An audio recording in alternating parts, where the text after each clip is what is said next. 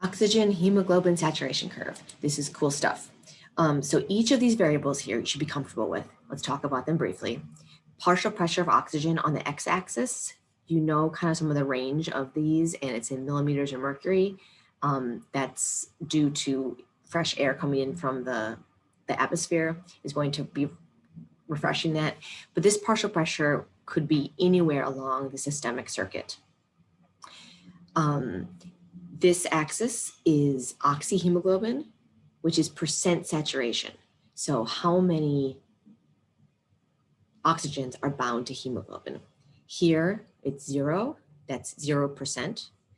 This is 1 oxygen bound, 25%, 2, 50%, and 3, 75%, 4, 100% saturated.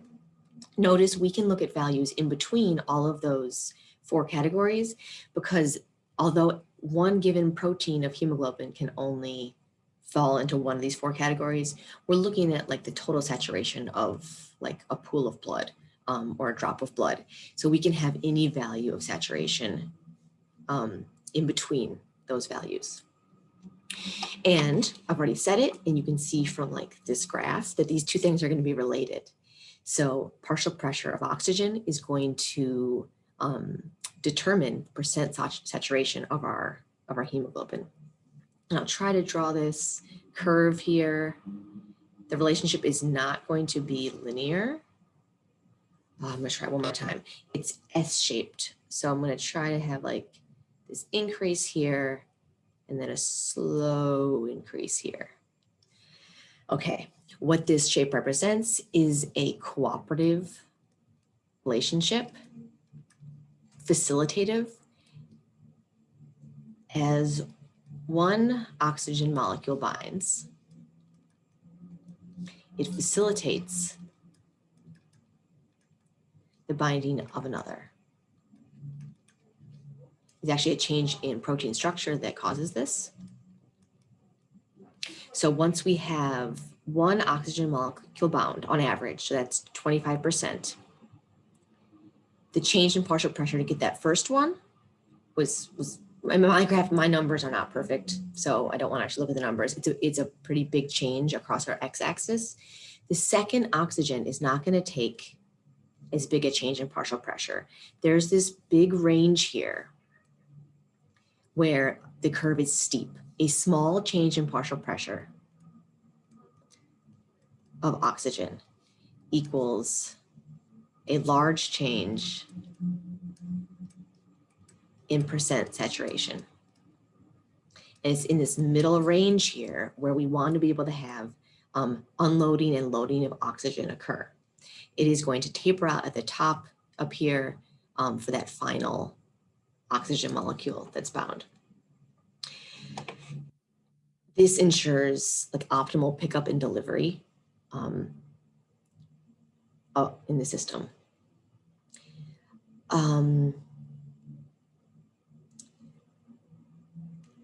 This is going to help us understand oxygen binding and release. I want to tell you, and actually I'll do it here and then we'll look at the figure that's a little better. This is going to be the partial pressure.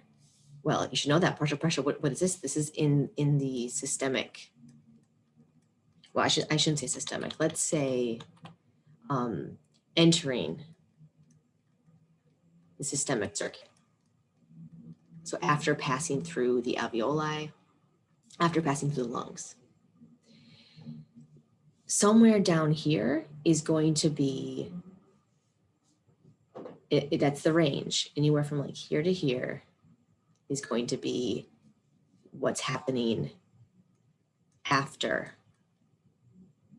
the systemic circuit. So after the body tissues, systemic tissues. Let's look at this with a picture that's more detailed. All right, so this is the same figure I showed, but we've got some extra detail here and it's probably a little neater. So this is at the lungs, right? This would also be in entering systemic.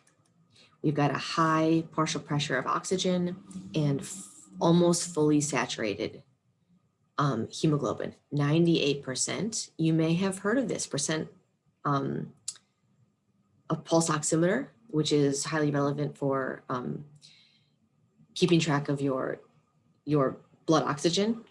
People talk about this with coronavirus. 98% is what it should be in a healthy individual. Down here, this is, we're at the tissues, right? We're losing oxygen to the tissues, which is fine. That's what they're supposed to be. So in this case right here, this is this one. I'm not going to rewrite it. You might have 40 millimeters of mercury at the tissues. That is actually what the number we used. It's about 75% saturated. So at rest, your hemoglobin actually stays about 75% saturated, even when it's leaving those tissues. That's nice because then if we start exercising, we've got extra to give away, right? So at exercise, we might go down to here. And that's not on this graph here. Let's fix that. Okay, this might be in the tissues. I'm gonna write the same thing that's written here, but when exercising. We're going to allow for more O2 unloading for those exercising tissues.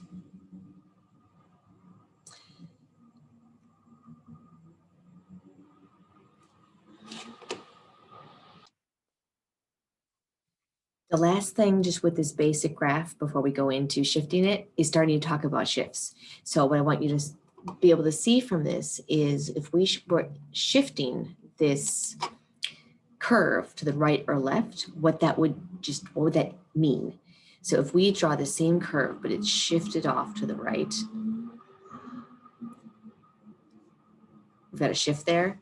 What that's telling you is affinity for oxygen has dropped at a given partial pressure. So like at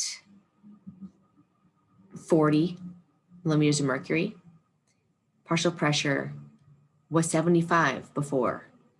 I'm sorry, percent saturation of hemoglobin was 75. Now it's only 60. We've reduced oxygen's ability to bind at a given partial pressure. That shift in this curve will be the subject of the next video